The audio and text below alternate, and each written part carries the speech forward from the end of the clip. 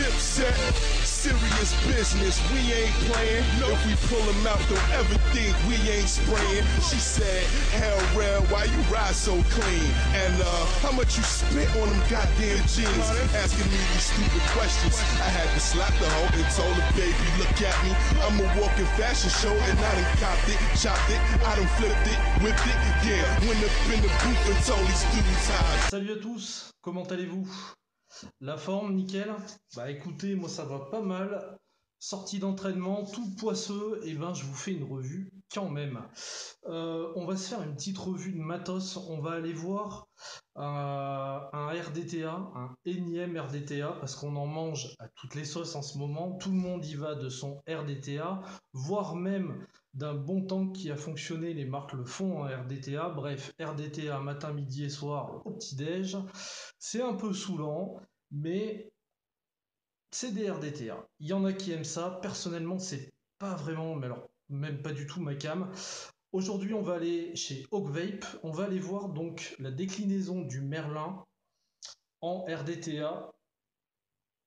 Donc celui-ci qui, franchement, faut l'avouer, a quand même, à mon sens, une sacrée gueule. Voilà, je vous en dis pas plus, on va aller voir tout ça en gros plan, je vais le recotonner avec vous, et puis après on revient sur ma tronche et on débriefe là-dessus. Je vous dis à tout de suite. Allez, donc on se retrouve en gros plan pour ce Merlin RDTA par Vape. Packaging toujours identique en forme de cylindre, toujours aussi sympa de toute façon. On nous met dessus que l'atto est en stainless en acier 304. Donc bon, il y a l'isolation, etc. La capacité 3,5 ml. La hauteur à 48 mm, le diamètre à 24. Facile à wicker et à remplir. Élégant, et le Top Cap plus le Drip Tip qui sont en Delrin. Voilà ce qu'on va avoir là-dessus. À l'intérieur, comme d'habitude, la petite série de mousse. Donc là, qui comprenait l'atto avec le petit certif de garantie. On va avoir tout au fond, on va retrouver le Pyrex de rechange et des pièces pour la visserie et du somme toute classique, du joint noir. Voilà ce qu'on retrouve là dedans. Je vais remettre ça comme il faut. Et on va parler de l'atto en lui-même. On va faire un retour, ouais, j'ai envie de dire rapide, pas forcément, mais voilà, on va pas s'attarder dessus parce qu'on en est au 30 millième RDTA. Et comme vous le savez, c'est spécialement pas ma cam. La base de cet atto, la voilà. Donc, on va retrouver au cul les inscriptions qui vont bien, le numéro de série. Voilà, on va avoir donc la partie ici qui va être à l'intérieur, donc qui va être dans avec le liquide en contact direct, et on aura le Pyrex autour, donc ce qui va donner quand même une certaine classe à cet atto, faut quand même le reconnaître. Pyrex, alors vous voyez, j'ai même laissé le joint dessus. Bon, somme toute correcte, épaisseur classique maintenant. Donc vous voyez, vous venez glisser votre Pyrex avec son joint sur le fond, comme ceci, d'accord. Ensuite, vous récupérez donc la pièce, on va dire centrale de cet atto, celle sur laquelle on va s'attarder un petit peu plus, si j'arrive à vous faire un focus de propre, voilà, super. Cette pièce-là va prendre donc le pin, donc qui ne sera pas réglable. L'intérieur pour l'arrivée de jus pour le remplissage est pour moi bien pensé parce que ça va aller vraiment partout. Sur certains RDTA, quand on a des petits trous, ça a tendance à plus remplir d'un côté que de l'autre, etc. Là, c'est vraiment large. Donc, on a ce joint-là et cette partie-là, donc, qui vont nous permettre, donc avec des joints, de venir ficher, si je puis dire, et de coller, on va dire, le Pyrex. Donc vous vissez tout simplement, voilà, jusqu'à la butée. Une fois que vous êtes en butée, vous ne forcez pas comme un âne, ça sert à rien. Vous avez donc votre pin qui ressort, donc de façon correcte. De toute façon, il vaut mieux parce qu'il n'est pas réglable. Et là, on va s'attaquer au-dessus de cette pièce, donc qui comprend également le plateau. Alors, On a deux joints ici qui vont tenir le corps de l'atto, donc on va y revenir dessus. Ce corps qui va nous servir de réglage d'airflow également. Donc on voit les airflows qui vont arriver sur le côté, qui vont monter par-dessous pour frapper les coils. D'accord? Donc ce qui est plutôt bien en termes de saveur. On va avoir un système de serrage des coils par une simple vis. Donc au fur et à mesure où vous allez visser, ça va prendre des pattes, comme vous pouvez le constater ici, de vos coils. Bon, mes coils sont pas super nickel, mais bon, voilà, c'est pas là le principal. Sur le côté, vous allez voir que les entrées de liquide sont extrêmement larges. Donc là, faut pas hésiter à bien les bourrer de coton et à remonter le coton pour être sûr que ça bouche l'ensemble. Et vous voyez également par ici le trou de remplissage assez pratique dans lequel vous pouvez même y aller au flacon dropper. Ça nous donne quelque chose, somme toute, de très élégant. Vous voyez, voilà. Ce qu'on va faire, c'est qu'on va se le cotonner ensemble, comme d'habitude. Je vais mettre ça, hop, sur la relo. Voilà, que ça me fasse un focus propre. On est à 0,39 à 38 watts. Je vais faire un petit peu rougir mes coils, voir s'ils sont bien dans... Ouais, ça chauffe bien simultanément, un petit peu moins celui-ci.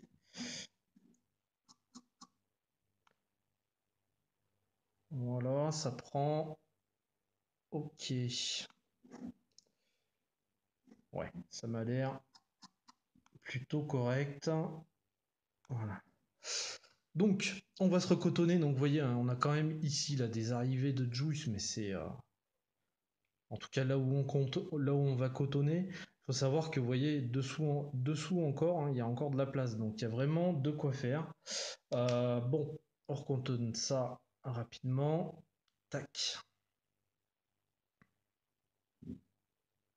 On va attendre que ça refroidisse un petit peu. Alors, ce qu'il faut savoir, c'est que sur la partie supérieure, on va avoir une pièce qui va nous permettre de boucher l'arrivée, comment dirais-je, le remplissage de liquide. Cette pièce-là, qui va servir à avoir deux fonctions, c'est-à-dire qu'elle va venir ici remplir ça, mais comme cette pièce, vous voyez, est vissée, elle va se mettre à l'intérieur. Donc, vous prenez ce top cap avec drip tip propriétaire, mais qui peut prendre et qui peut encore accueillir un drip tip 510. Vous voyez, donc c'est un top cap tout simple. On va voir avec un petit joint ici. Et en fait, cette pièce se met ici, dans le pas de vis que vous voyez là. Vous mettez cette pièce comme ceci. Et vous pouvez constater qu'à l'intérieur, on a quelque chose qui va, pour moi, hein, qui a été pensé, selon moi, pour éviter les remontées de juice. Ils ont voulu faire un 2 en 1 et boucher l'entrée du liquide par là où on remplit. Pièce que vous pouvez enlever, tout à fait. Je vous expliquerai pourquoi, parce qu'au final, je trouve qu'on a de meilleures saveurs sans cette pièce qui retient pour moi pas mal de choses. Voilà donc pour la pièce supérieure, et vous aurez donc votre baril, si je puis dire, d'accord, qui est dans ce sens bien évidemment, hyper classique, qui va venir donc se ficher sur les deux joints qu'on a vus là, tac, et vous voyez qu'on voit apparaître les airflows, donc là par la suite on pourra régler les airflows comme on le veut. Le joint est parfaitement étanche et comment dirais-je, le fait de le tourner c'est relativement simple, même si le joint est sec, donc c'est plutôt intéressant. Et par-dessus cette bête là, alors attendez, je vais vous le faire autrement, on a le pas de vis, donc du drip top, donc tout est à vis là-dessus, vous voyez, qui vient se mettre comme ceci. Voilà. Et donc derrière, on vient faire ça, et à l'intérieur, ça va boucher le remplissage, et là, limiter les remontées de liquide. Voilà un petit peu le fonctionnement au niveau de ce baril et de ce top cap. Du coup, on va pouvoir enfin, voilà, mettre du coton dans cette bestiole. On est parti. Tac. Voilà. On va laisser des belles pattes, hein. De toute façon, il y a largement la place de passer pas mal de coton là-dedans. Tac, pareil de l'autre côté. Si j'y arrive. Voilà. Donc, bon, j'y mets pas forcément jusqu'en bas, mais bon, on va en laisser quand même un petit peu. On va couper ça propre. Voilà. Ma super technique du cure-dent, comme d'habitude, hein, vous en avez l'habitude. J'enroule, hop, mon petit coton comme ceci. Et je vais aller le présenter directement comme ceci. Je vais faire ça partout. Et après, je vais un petit peu remonter mon coton. Parce qu'il est clair que voilà, les arrivées sont vraiment conséquentes. Comme vous voyez, mon coil est relativement fin.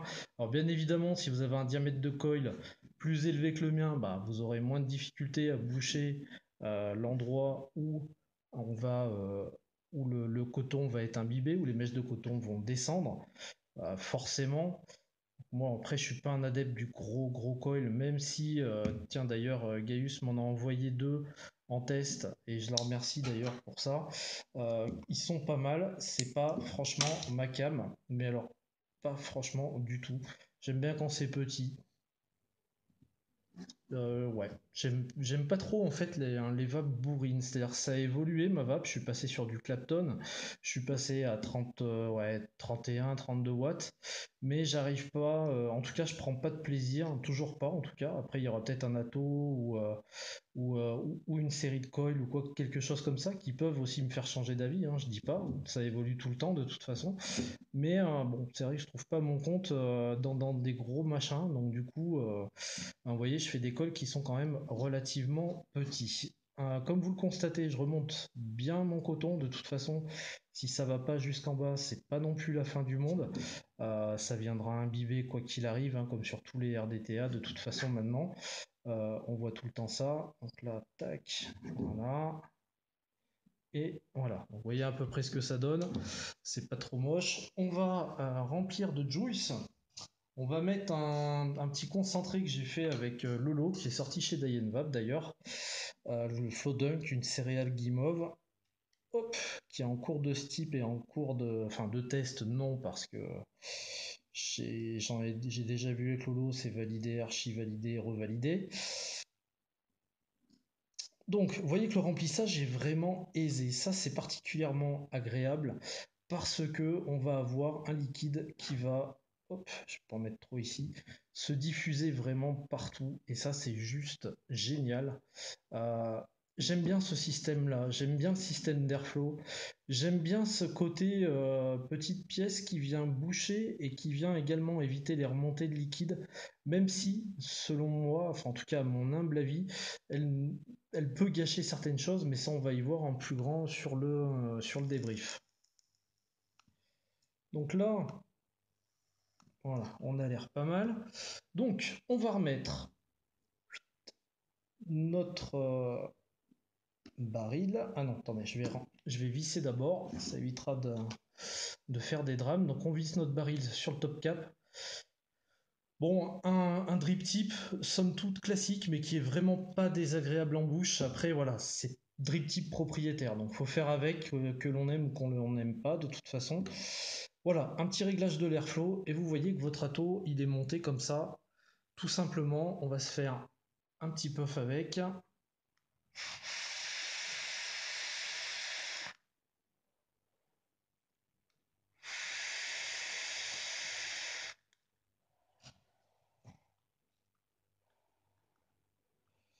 Et ça va plutôt pas mal. Je vais resserrer un peu l'airflow parce que c'est très aérien.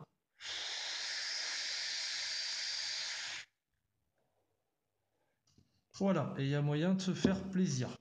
Donc voilà sur le gros plan sur ce RDTA, plutôt joli, hein, on est bien d'accord. On va se retrouver sur ma tronche et on va débriefer tranquillement. A tout de suite. De retour sur ma ganache, donc on se fait un petit débrief de ce Merlin RDTA. Alors, vous avez vu au montage, c'est quand même quelque chose qui est relativement bien conçu, plutôt joli. En fait, j'avais fait une première revue, mais il y a quelque chose qui m'allait pas. Donc, je vais revenir avec vous là-dessus. On va déjà se faire un petit test de vape. Donc, comme vous avez vu tout à l'heure, je suis airflow fermé, on va dire, aux deux tiers. On est à 38, je peux même aller à 38,5, ça va pas nous tuer, à 0,39. Et on va voir ce que ça donne déjà.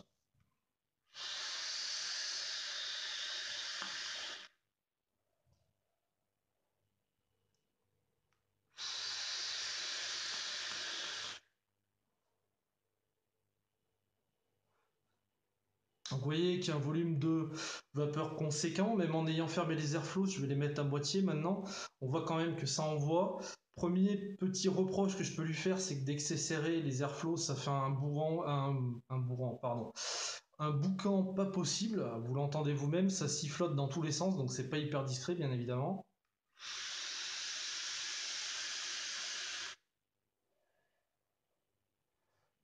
Mais ça va relativement bien.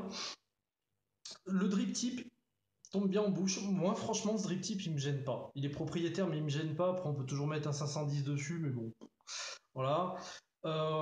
Il est très agréable. Faut pas dire le contraire. Au début, je voyais sa forme, déjà visuellement, ça me plaisait pas spécialement, mais il faut quand même avouer qu'il n'est pas désagréable. Ensuite, au niveau des saveurs, et c'est là où en fait j'avais fait la première vidéo et et voilà, j'étais déçu en termes de saveur. Je vous en avais déjà parlé sur un RDTA que j'avais fait précédemment dans une autre marque. J'y trouvais pas exceptionnel. Puis j'ai eu une idée. En fait, ce que j'ai fait et ce que je vais faire devant vos yeux ébahis, bien évidemment, ce que j'ai fait, c'est que j'ai eu l'idée d'enlever cette fameuse pièce qui sert de bouchon et de retenue de juice. Et j'ai remonté tout simplement, vous voyez, mon RDTA comme ceci. Donc je le revisse, tac, et je le remonte. Voilà. Et là,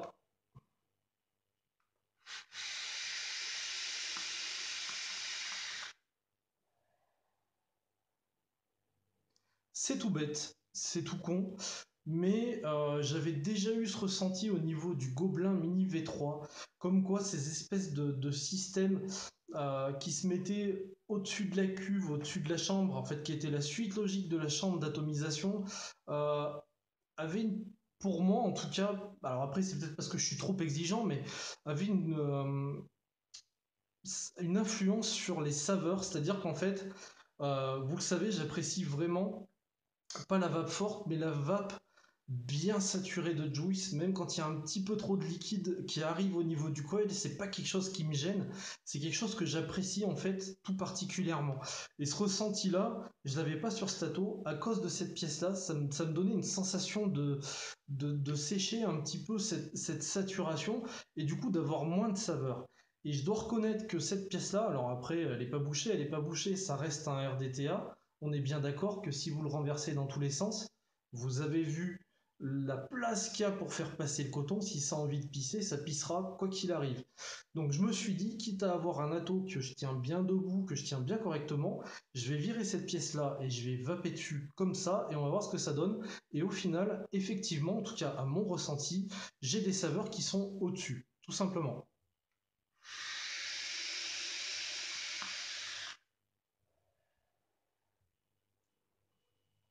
Je reconnais parfaitement le juice.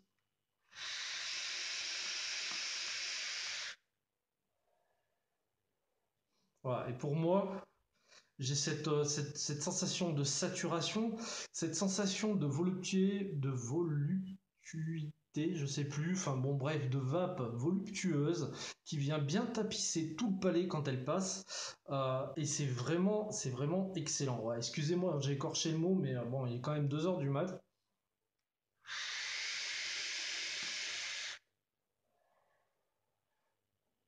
Et donc depuis, je me suis dit, ben, je vais pas leur faire une revue sans leur parler de ça. Donc j'ai tout viré, tous mes a priori, j'ai refait fonctionner cet ato. Et effectivement, sans cette pièce-là, je prends mon pied en termes de saveur. Ça reste un RDTA, ça reste pas ma cam, mais il faut reconnaître qu'il fonctionne particulièrement bien, surtout donc avec cette pièce en moins. Le plateau est appréciable, le système d'airflow est relativement précis, bien que super bruyant, en tout cas pour moi. L'esthétique est juste parfaitement réussie, on est entre le doré et la sobriété, enfin voilà, ça irait bien sur un mecha qui mélange un peu le black et le gold, ça serait juste parfait. Euh, donc voilà, au final, c'est un atout que je trouvais moyen. Si vous enlevez ça, et ben c'est un atout qui peut aller sur le bon. euh, voilà, tout simplement, qui peut aller sur le bon, même si, voilà, en mon sens, il y en a un petit peu marre des RDTA, mais bon, voilà, il fonctionne honorablement. Il y a pas mal de petits trucs ingénieux dans cet atout, une petite esthétique correcte, un drip type vraiment sympa au final, même si au début, j'avais pas accroché. Donc on est sur quelque chose de...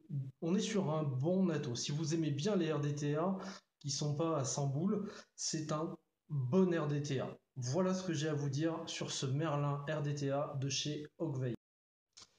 Navré pour la coupure. Donc comme je vous disais, comme d'hab, je vous kiffe. Je vous embrasse. Je vous souhaite une excellente fin au début de journée selon le moment où vous regardez la vidéo. Je vous dis à très bientôt pour une prochaine revue. Ciao ciao.